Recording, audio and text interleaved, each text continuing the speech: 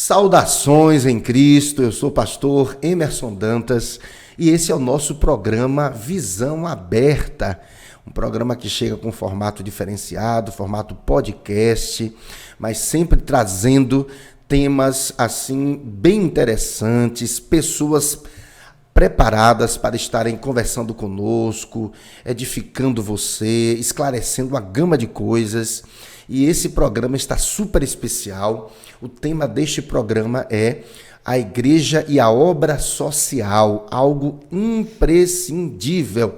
Nós queremos aqui hoje, à luz da Bíblia, promover reflexão sobre a importância da obra social na espiritualidade proposta por Jesus, tá? E eu trouxe aqui duas pessoas maravilhosas, dois amigos, dois irmãos, tá? A missionária Soraya Machado, ela que é a fundadora, juntamente com seu esposo, da Cristolândia aqui no Brasil, né? Com 44 unidades hoje, espalhadas pelo Brasil, e ela juntamente com seu esposo, o pastor Humberto Machado, estão pastoreando ali a Igreja Batista Nova Sinai, em Mata Escura, em Salvador. Terei o prazer de estar lá daqui a alguns dias, falando para aquele povo maravilhoso. E também estamos aqui com o nosso querido Matheus Nicásio, tá? Ele que é gestor da Cristolândia Salvador. Eu tive o privilégio de estar ali em Salvador e esta unidade está ali nas instalações do prédio da Igreja Batista 2 de Julho, do nosso querido e amado pastor Marcos Panicé, uma pessoa maravilhosa. Tive o prazer de conhecer, de conversar junto com o Matheus no dia que fomos ali, não é? Um homem de Deus. E, inclusive, é nesta igreja que também Matheus Nicásio, ele congrega. O Matheus Nicásio, ele que é casado com a missionária Jaqueline Dantas, eu creio que ela é minha parenta, viu? Jaqueline Dantas, que esteve aqui em nossa igreja há alguns dias, na nossa EBD, falando sobre missões, tá? Uma bênção para a glória de Deus. Então, é com essas duas pessoas maravilhosas que a gente vai conversar agora. E eu quero começar, não é, com a missionária Soraya Machado. Ela vai ter a oportunidade agora de saudar, cumprimentar a missionária aos nossos telespectadores. Fica à vontade. Olá, querido amigo, irmão, você que está participando desse momento tão especial, onde estamos discutindo e trazendo à luz a Bíblia e as ações do Senhor Jesus.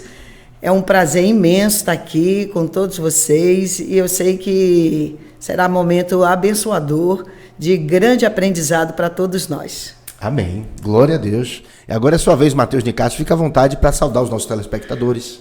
Olá, você que nos assiste, que está participando aí, escutando, ouvindo esse programa. Com certeza você vai ser muito edificado, né? Estamos aqui com o intuito de mostrar, à luz das Escrituras, o nosso papel e o que devemos fazer com os excluídos sociais, com aqueles que estão necessitados, e assim que você possa ser muito edificado. Glória a Deus, que bênção. Bem, queridos, que assunto maravilhoso, né? Obra social é algo muito importante, algo muito relevante. Eu acho interessante a palavra conversão, né? A pessoa, ela primeiro desconhece a Deus, depois ela começa a conhecer a Deus por meio do Evangelho, e depois ela se converte, não é, a Deus, se converte a Jesus. E a palavra conversão, ela pressupõe mudança de mente, mas é uma mudança de mente que gera mudança de atitude. E uma das atitudes que vai marcar o cristão é aquela atitude em direção do outro, não é? O cristão é aquela pessoa que não consegue ver ninguém sofrendo. O cristão verdadeiro é aquele que, mesmo com pouco que tem, ele compartilha com aquele que não tem. Então, missionária Soraya Machado, a senhora é uma missionária muito experiente, uma pessoa que tem realmente no seu currículo uma gama de obras realizadas para a glória de Deus e com muito sucesso. Exemplo da própria Cristolândia, né? A senhora começou um trabalho ali na Cracolândia, em São Paulo, do zero, e hoje nós temos aí 44 unidades. E a senhora, no seu testemunho, sempre fala que começou ali no meio da praça, cortando o cabelo, fazendo unha. E hoje, glória a Deus, nós temos uma estrutura fantástica, beneficiando a centenas e centenas de pessoas. Então, eu quero começar contigo nesta tarde e te perguntar, missionária Soraya Machado, o cristão, ele pratica a obra social? A obra social é importante para o cristão?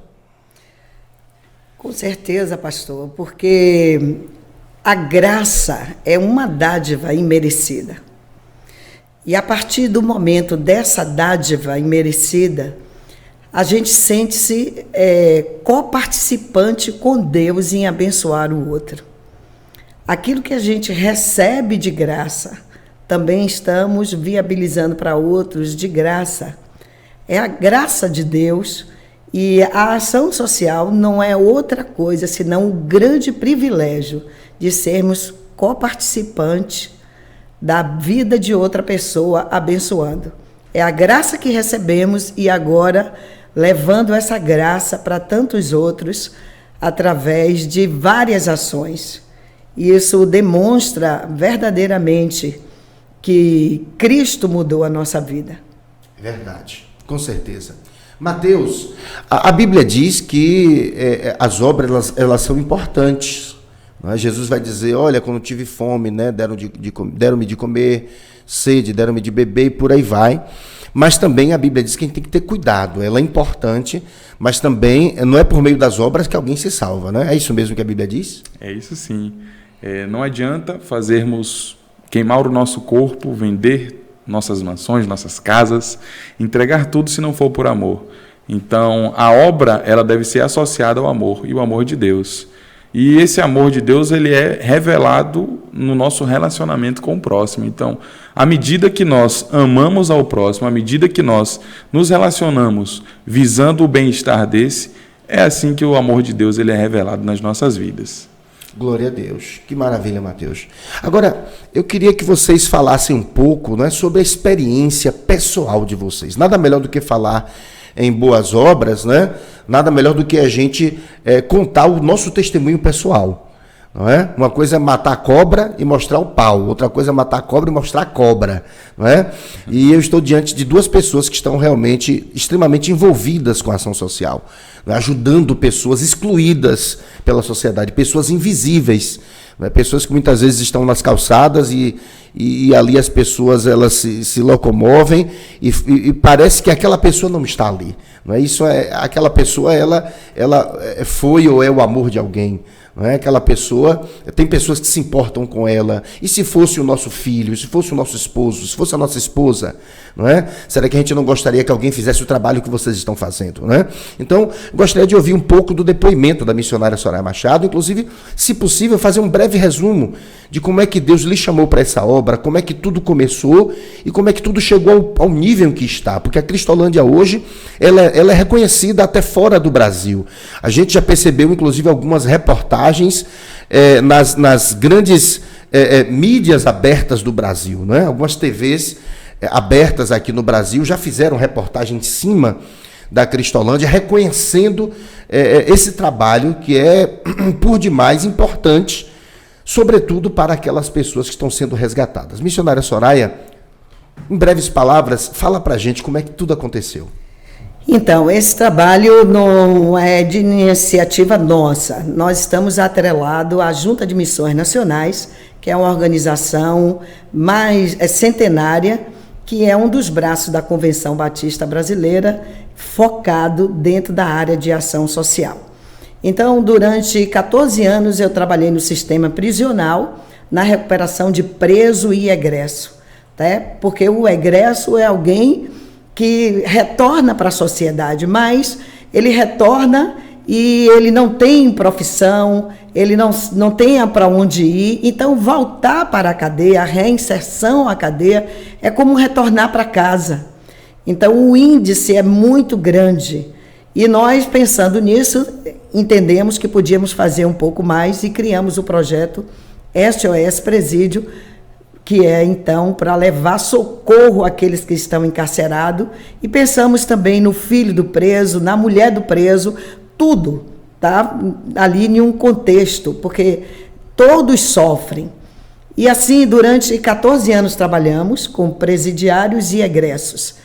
Fui diretora de presídio no estado do Espírito Santo, também trabalhando na ressocialização e na reinserção social. Quando chegou a nós o convite da junta de elencar um programa de evangelização dentro da Cracolândia, treinando a primeira turma de radicais, era algo muito novo. E quando eu fui conhecer o local, me chamou bastante atenção o fato de ter crianças de todas as faixas etárias ali se prostituindo por R$2, uma grande rede de pedofilia. A gente vê ali jovens, adultos, adolescentes, idôneos, todas as faixas etárias. Mulheres andando na rua com foto procurando seus filhos, filhos procurando seus pais, avós procurando seus netos e netos procurando seus avós. Então chamou bastante atenção todo o diagnóstico que fizemos do perfil de cada uma daquelas pessoas. Um fluxo de mais de 1.000 pessoas. É tão interessante, pastor Emerson, porque quando você chega na Cracolândia, à madrugada eles estão chorando, usando crack e cantando os cânticos que nós cantamos em nossas celebrações. Porque cerca de 60% ou 70% dos que estão ali passaram pelas nossas igrejas. O que faltou de atrativo em nossas igrejas para que pudesse, então, fazer com que cada uma dessas pessoas tivessem um conhecimento maior de Cristo, crescessem na graça e no conhecimento? Isso é algo para a gente pensar. Então, a gente vê meninas chupando chupeta, se prostituindo, usando boneca e usando crack. E quando nós pensamos em evangelizar, Jesus trabalhou com o homem como um todo, completo. Então nós não poderíamos apenas levar o folheto ou promover uma sopa ou um pão. Nós tínhamos que entrar com ações muito maiores, ações que fossem realmente impactar cada uma daquelas pessoas, promover para aquelas pessoas mudança de vida, promover para aquelas pessoas aprendizado e mudança, todo um processo e o mais importante, que é a reinserção social. Sem nunca esquecermos que a gente tem um codependente, que é a família. Então, a gente tinha que ter um programa que assistisse a pessoa, o adicto, a família dentro do seu contexto, que são codependentes, e um trabalho que a gente pudesse, um braço com crianças em vulnerabilidade social. E a partir daí fomos montando isso, construindo a lápis, primeiro com banho, com roupa, até o momento que a gente entendeu que a gente precisava ter um projeto com nossa cara, com nossa maneira de trabalhar. E nada mais fizemos do que pegar toda a experiência de 18 anos do sistema prisional e inserimos dentro de um programa pedagógico que é chamado Cristolândia. Que não é clínica, não trabalhamos com nada medicamentoso e não é casa de recuperação, é um programa pedagógico que atende a primeira fase, a segunda fase, a terceira fase, que é a reinserção social. Só para o irmão ter uma ideia, a primeira fase é como se funcionasse a penitenciária, onde a primeira fase é a casa de detenção, é o provisório. A segunda fase, que é a fase maior, que é a fase que a gente capacita, que ele sai, que ele trabalha, que ele volta, seria então a penitenciária. E a terceira fase, que é o semi-aberto, a fase de reinserção social, e o aberto, que ele já é inserido no contexto igreja. Sempre monitorado pela figura do pastor, para que ele pudesse então saber que está sendo acolhido e assistido pela igreja e por todos como uma família, que é uma das grandes carências de quem está em situação de rua, ter de volta uma família. E nada mais importante do que a família de Deus. Tá? Então, a única sacada nossa foi essa.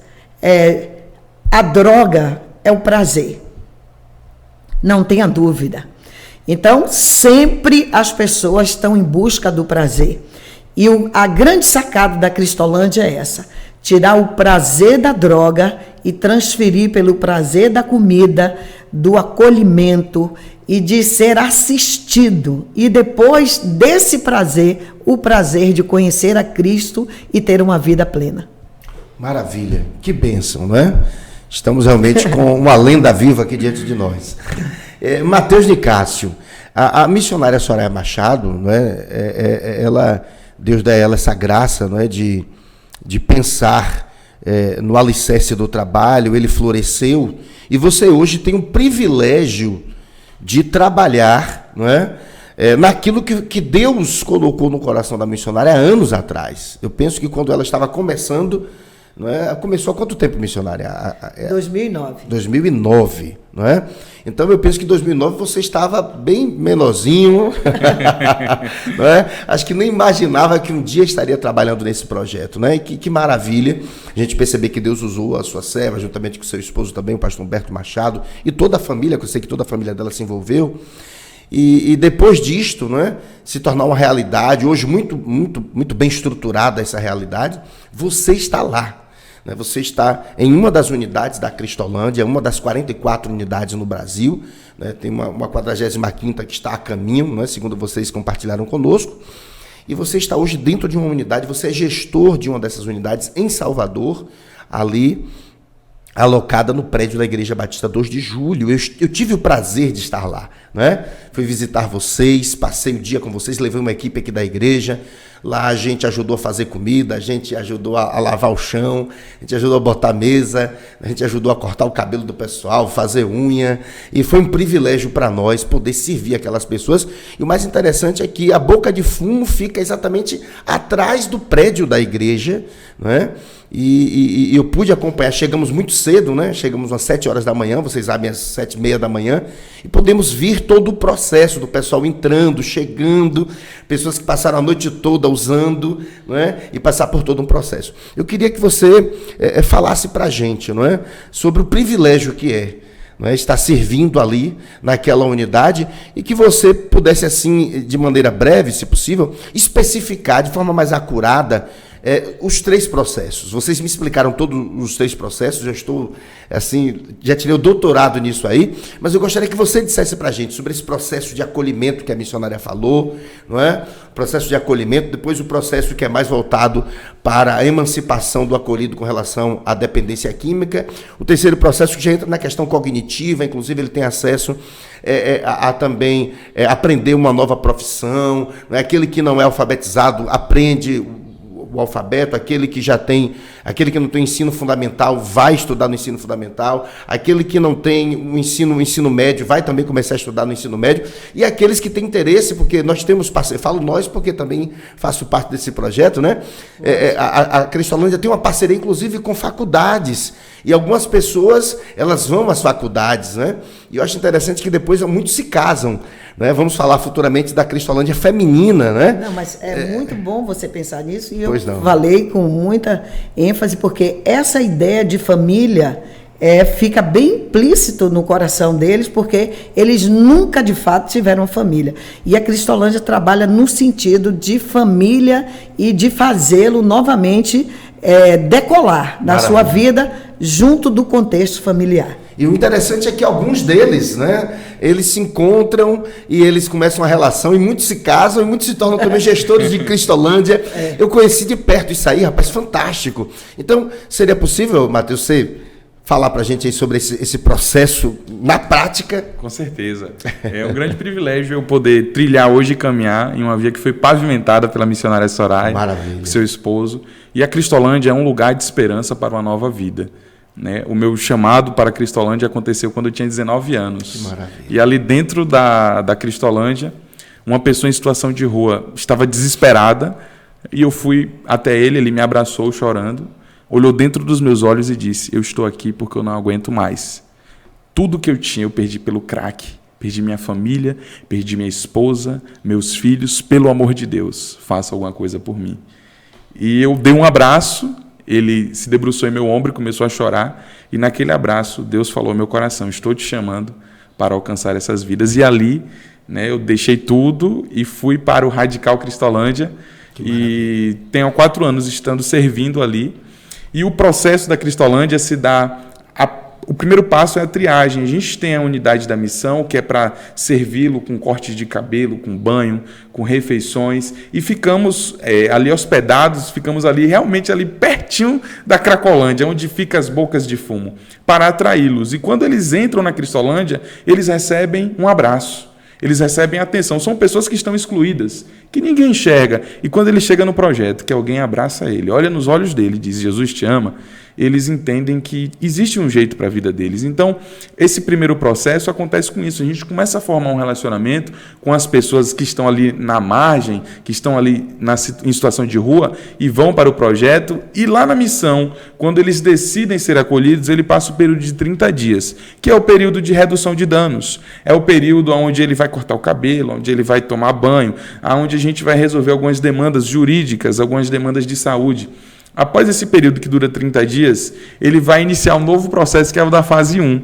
Esse processo da fase 1 dura até 12 meses, então vai de 8 a 12 meses, que é o processo onde ele vai ser acompanhado ali, vai ser discipulado, onde o tratamento terapêutico ali vai ser evidenciado para ele, onde ele vai resolver demandas familiares, onde a gente vai trazer esse link entre o acolhido e a família, porque por conta das drogas, muitos vão para as ruas e perdem todo o seu contato. Inclusive, Mateus, importante também você frisar que para poder essas pessoas serem acolhidas no projeto, elas têm que submeter um perfil, não é isso? Isso. Então a gente hoje trabalha com um padrão, por exemplo, nós não podemos acolher ninguém menor de 18 anos. Não podemos acolher ninguém maior que 58 anos, porque o nosso tratamento dura cerca de 24 meses e ainda mais com esse processo da terceira fase, que é o processo que a gente vai cuidar do acolhido mesmo de longe. O projeto tem que andar de mãos dadas também com o nosso ordenamento jurídico, né? Sim, com certeza. Então a gente obedece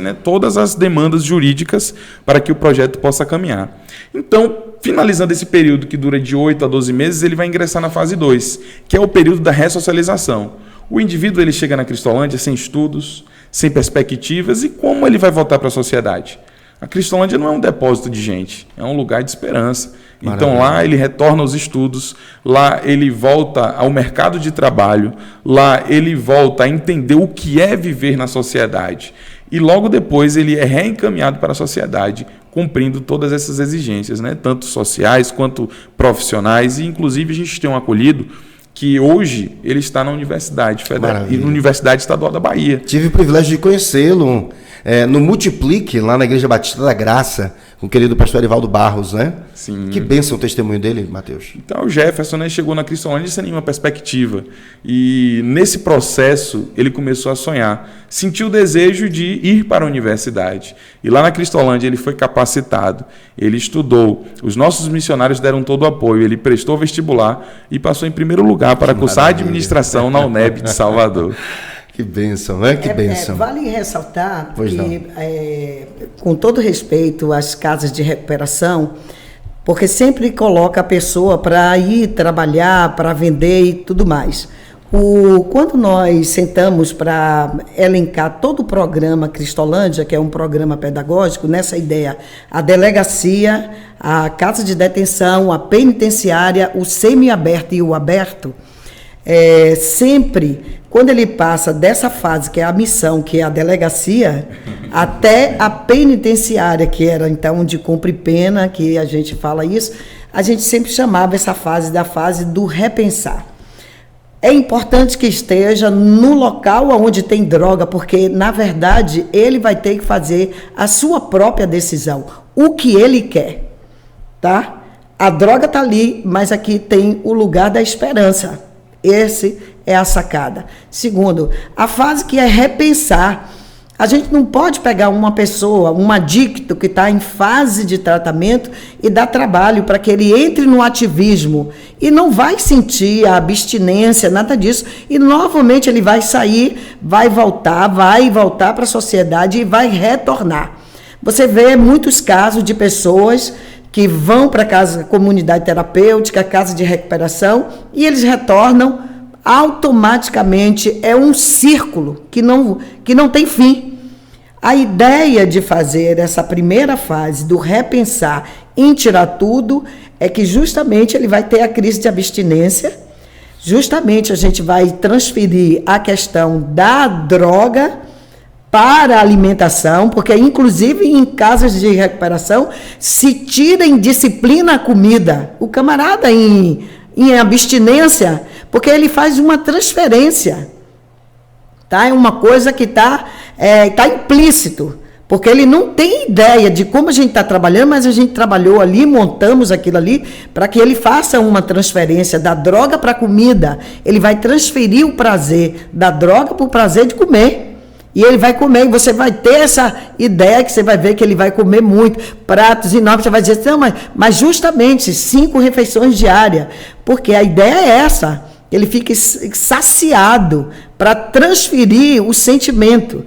E é uma fase de repensar, porque ele vai repensar tudo, é um momento que ele precisa muito dos missionários, porque ele vai pensar, é a fase do repensar, que ele vai pensar que furtou, e que não deveria furtar. É o momento que ele vai lembrar da família e vai querer ir embora para pedir perdão, ele vai querer ajustar, e esse é o grande momento onde você trabalha com uma pessoa que está em situação de rua, porque é o momento da mudança de vida. Sim. E isso é muitíssimo importante. Eu lembro-me quando nós tivemos 5 meninos lá de São Paulo, que todos iam para o seminário, era praxe. A gente vai retirando da rua, capacitando e mostrando a graça. E a partir do momento que ele conhece a graça, ele sente também que ele precisa viabilizar para que essa graça seja um coparticipante de abençoar outras vidas, levando a graça de Deus. E esses meninos disseram, não, eu quero ir para a faculdade. Foi loucura. E eles escolheram a faculdade, os cursos que iam fazer. E eu disse, não, a gente não vai fazer, não, vamos lá conversar com o reitor. E nessa conversação com o reitor, ele disse, não, o que a senhora quer de contrapartida? Eu digo, eu quero 5 bolsas de estudo. E ele falou, não, aqui não é igreja, aqui é a faculdade, é Anguera, no Belém.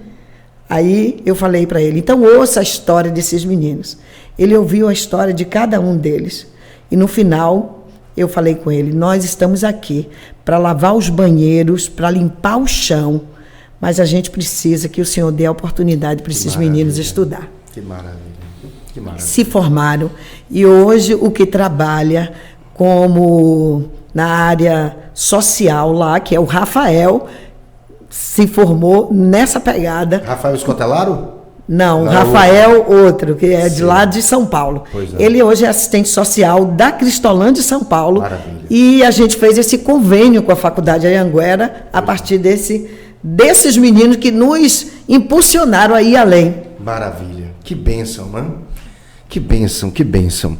Eu queria também, até agora, direcionar também a própria missionária, porque assim, missionária, a senhora falou aí que teve primeiro esse projeto com os presídios, a senhora até foi diretora de presídio. Então, veja como Deus usou a sua instrumentalidade para poder gerar esse projeto, né? Cristolândia. E são 2 grandes projetos, né? O dos presídios e o da Cristolândia. Mas, assim, algumas pessoas, elas veem o projeto Cristolândia, como eu, né? Quando eu conheci, me encantei. E muitas pessoas, quando veem, se encantam. E quando a pessoa realmente ela se identifica e ela quer ajudar também, a primeira pergunta que surge é: como eu posso, o que é que eu faço para participar disto? O que é que eu posso fazer para participar disto? Tá? Mas antes disto, vá pensando aí no que a senhora vai responder para a gente. Eu queria que o Matheus Nicásio dissesse para a gente. Matheus, você também me esclareceu uma coisa importante. Tanto as pessoas em Salvador podem encaminhar, não é, pessoas em situação de rua, né, para o primeiro momento da triagem, como também pessoas de outras cidades podem passar por esse primeiro momento da triagem pelo telefone, não é? Porque, como você me falou, olha, pastor, às vezes a pessoa pega alguém aqui de Feira de Santana, leva para Salvador, e quando depois que a pessoa passa pela triagem, a gente conclui que ela não tem um perfil para ficar acolhida. Aí você falou, achei isso interessante. Ou seja, se você tem alguém aqui em Feira, pastor, que o senhor quer indicar, o senhor pode passar para a gente a pessoa que por telefone a gente faz a triagem. Se ela tiver o perfil, ela aí sim vai ser deslocada para Salvador e não vai haver perda de tempo nem de dinheiro, não é? Então, fale um pouco mais sobre isso aí. Ou seja, algumas pessoas pensam, puxa, eu moro aqui tão longe de Salvador, moro em Feira de Santana, moro em outras cidades aqui, né, circunvizinhas a Salvador, e puxa, para poder levar é meio complicado, mas por telefone a pessoa pode fazer a triagem, né? Pode, a gente faz uma pré-triagem, que é para analisar se a pessoa está dentro do nosso perfil. Isso porque a realidade das drogas não encontra-se só em Salvador, mas na nossa Bahia. O Brasil é o país número 1, né? Está no primeiro ranking de usuários de crack no mundo. Então, dados da Unifesp em 2016 indicam que no Brasil nós temos 2 milhões de usuários de crack. Meu Deus. Então, em várias cidades, e aqui na nossa Bahia, muito. Então, às vezes existe alguém nas ruas, existe alguém na família que tem esse problema. E aí a gente pode entrar em contato com a Cristolândia, pode entrar nas mídias da Cristolândia Bahia, e a gente vai marcar uma pré-triagem para saber se a pessoa está dentro do nosso perfil. E caso tenha vaga e a pessoa esteja no perfil, essa pessoa será encaminhada lá para a missão em Salvador, onde vai começar os seus primeiros passos para o tratamento das drogas. Maravilha. Que bênção. A coisa mais maravilhosa que você vê da obra social e do projeto de Deus, pastor, não é que eu fiz parte. Não. É que outras pessoas dão continuidade. Chega um momento que a gente tem que entender, como o apóstolo Paulo ensina-nos com muita presteza, que ele tinha que recuar para Timóteo avançar. E as pessoas que avançam hão de fazer muito mais e melhor do que você fez. Você apenas deu um início, que é o nosso caso. Eu e Humberto entendemos que era o momento da gente recuar para que Timóteo pudesse avançar. E estou vendo aqui Mateus como um grande Timóteo, gestor, e eu fico feliz porque dá continuidade àquilo que a gente sonhou um dia e está sonhando e fazendo muito mais e muito melhor. Hoje a gente trabalha em um outro projeto, que é o projeto Radical Metropolitano, que nós, ao chegarmos em Salvador, detectamos que havia muitas igrejas fechadas. Muitas igrejas. Vou citar algumas: Bairro da Paz, Parque São Cristóvão, Atibe de Camaçari, Simões Filho. Em Nazaré tinha uma placa na igreja escrita assim: vende-se essa igreja. E Massarandupió, e tantas outras. E nós ficamos perplexos diante de tudo isso e entendemos que a gente podia dar a nossa contribuição, como na Gamboa e em Mata Escura também, que a gente estendeu o projeto. Então, me chamou bastante atenção isso, e a gente criou esse projeto, que é o Radical Metropolitano. A ideia era estarmos dentro da metrópole. Você que é vocacionado, quer trabalhar, venha. Aqui tem lugar para você. Tem lugar para você, você não precisa sair de sua casa. Há muito tempo a gente achou e pensávamos que a gente, para ir para o campo, a gente tinha que abdicar de tudo, faculdade, igreja, família. Hoje não. Existe uma flexibilidade dentro dessa proposta de você ingressar conosco e realizar a obra que o Senhor Jesus nos deu para fazermos com excelência. E você pode ingressar no projeto Radical Cracolândia, pode ingressar no projeto Radical Sertão, o projeto Radical Metropolitano, que já não é mais metropolitano, que é o projeto Radical Mais. Porque chegou um tempo que a gente saiu da metrópole, a gente foi esticando aqui. Eu digo que os projetos nossos são escritos a lápis. E a gente tem lá, em vários outros lugares, que é Massarandupió, Subaúma, e foi esticando a coisa. E eu achei muito interessante, porque Deus tem uma forma diferenciada para alcançar sempre. Então, o projeto metropolitano, o que é o Radical Mais, você pode vir vocacionado, trabalha, faz faculdade, tem família, você que vai gerir o seu tempo dentro daquilo, da proposta que Deus está te chamando para você fazer um pouco mais, tá? E eu achei tão interessante que quando nós reabrimos com os radicais a igreja da Atibe de Camaçari, os radicais alcançaram uma família, uma mulher com 16 filhos e grávidas de gêmeo. Então, eram 18 pessoas.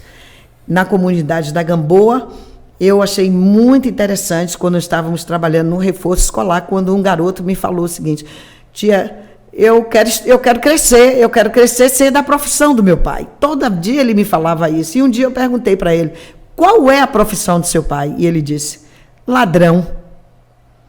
E eu entendi que a gente precisa realmente fazer um pouco mais. Você pode contribuir se inscrevendo no Projeto Radical, através do site da Junta de Missões Nacionais. Você pode entrar em contato com o pastor Emerson, que é um dos nossos gestores, que vai nos ajudar na mobilização. Você pode adotar o projeto. Gente, eu tenho 8 missionários adotados. Me sinto orgulhosa de fazer isso, e sempre que ouço missionário, quero adotar. Pode adotar. pode contribuir e, mais que tudo, pode vir fazer parte conosco. Maravilha, que bênção. E estamos chegando ao final, não é, do nosso programa. Eu queria dizer algumas coisas rapidamente. Eu fiquei muito feliz em ter enviado uma pessoa para a Cristolândia Salvador. Não é? Eu fui ao Multiplique, ali na Igreja Batista da Graça, e estava em uma padaria tomando um café, e um rapaz pediu também que a gente desse alguma coisa para ele. A gente convidou esse rapaz, estávamos eu e o pastor Israel Guimarães, daqui de Feira de Santana também, e nós começamos a conversar com aquele rapaz. E o convidamos para que ele fosse conosco para a abertura do congresso. E ali no final do culto, aquele rapaz, ele se reconciliou com Jesus.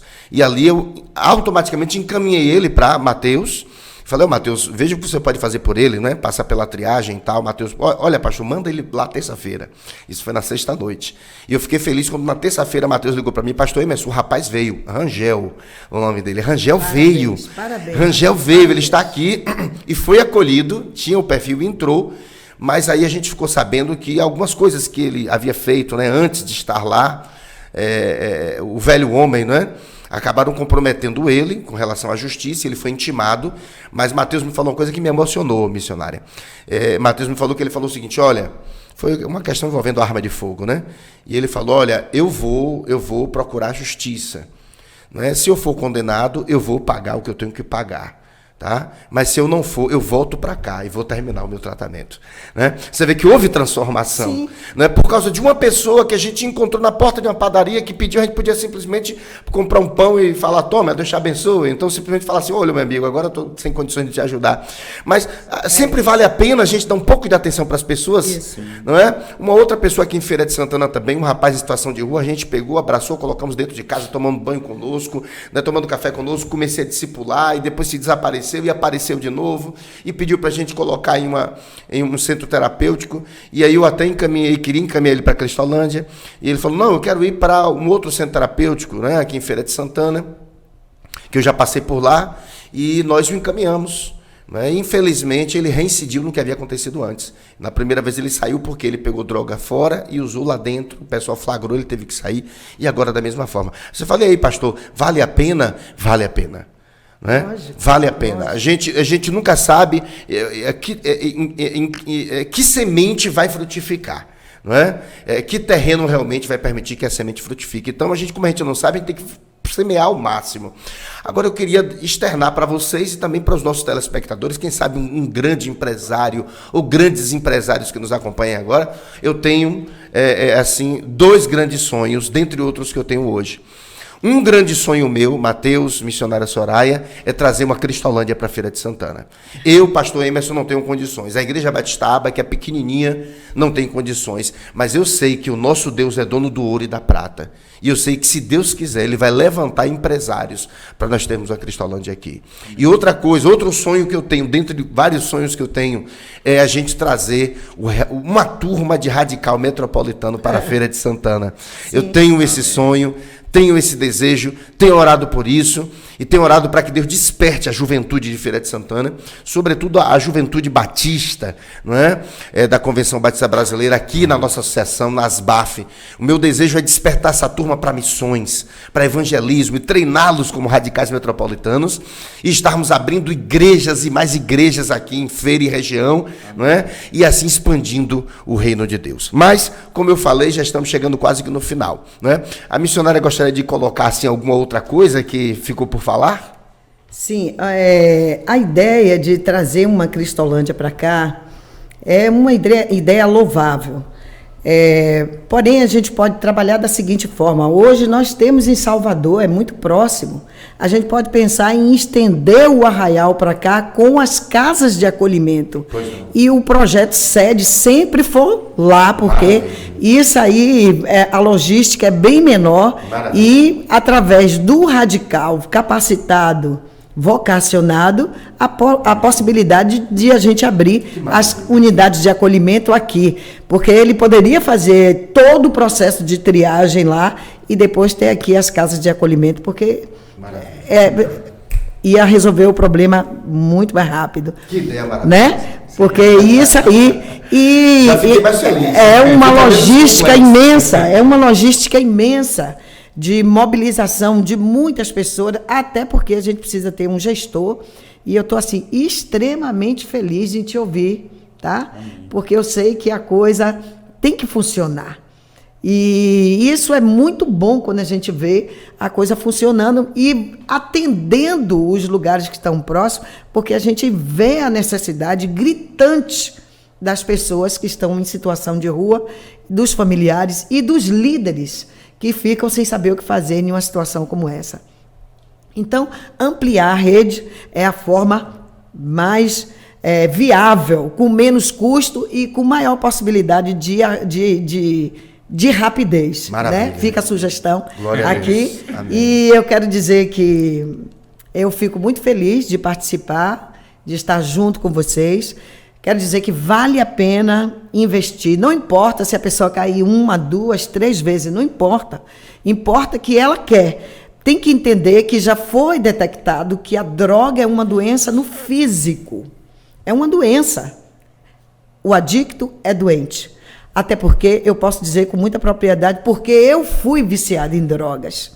Fui alcançada, recuperada. Houve pessoas que investiram na minha vida, custearam os meus estudos, fiz faculdade, fiz seminário, pessoas que investiram e acreditaram em mim. Glória e, portanto, eu acredito na recuperação. Amém. Eu acredito piamente e creio que Deus pode transformar. Aprendizado é mudança. Voltamos ao primeiro momento da fala e faz-me lembrar uma poetisa maravilhosa nossa, que é Mirtes Matias, que ela, então, com muita propriedade, nos escreveu: semente na terra não é semente perdida.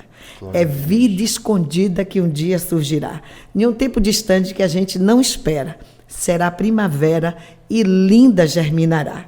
Glória a Deus. Não sei se germinei da forma como ela pensou escrevendo, mas eu sei que aprendi e que mudei e que entendi que a graça que me alcançou precisa alcançar a outros. Glória a Deus. Minha gratidão a todos vocês, a Junta de Missões Nacionais, que me deu o privilégio de poder alcançar vidas e ajudá-las em todo o processo, e o prazer de estar aqui com vocês contando um pouquinho da nossa história. Obrigado, Mateus, que coisa boa, estou aqui feliz.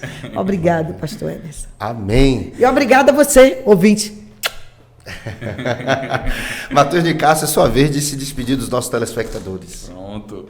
Quando eu cheguei aqui em Feira de Santana, que eu saí do carro, a única coisa que eu consegui enxergar ali nas ruas, uma rua onde tinha muitos drogados. E o missionário, ele tem um olhar diferente, né? Ele consegue enxergar quem ninguém está enxergando. Eu já enxerguei também. Normalmente, a maioria das pessoas iria enxergar várias outras pessoas. E eu comecei a enxergar vários drogados nas ruas, perdidos.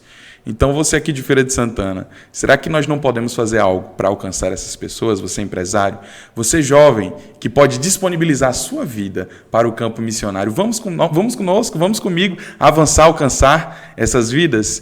Então, vamos fazer alguma coisa para mudar essa realidade, que vidas sejam transformadas. Aqui toda a minha gratidão a conhecer de perto essa missionária Soraya, que pavimentou esses trilhos para trabalharmos, e hoje o fruto são várias pessoas. Hoje o fruto são pessoas que estavam sem nenhuma esperança e que hoje podem sorrir, e hoje são essas sementes que já germinaram. Então, toda a gratidão a Deus e por sua vida, à Junta de Missões Nacionais, ao pastor Emerson. Amém. Estamos muito felizes e vamos avançar para alcançar a nossa nação para Cristo. Deus abençoe. Em nome de Jesus. Fica aqui o nosso abraço, para a missionária, para o missionário. Não podíamos deixar também, meus irmãos, de mandar um abraço todo especial ao nosso querido Fernando Brandão, não é? Um guerreiro também, trabalhando aí com a Junta de Missões Nacionais, além de outras pessoas maravilhosas que caminham com ele, tá bom? Estou indo e desejando no Senhor que estejamos juntos aí na próxima ocasião, num novo programa, tá bom? Deus te abençoe, até lá.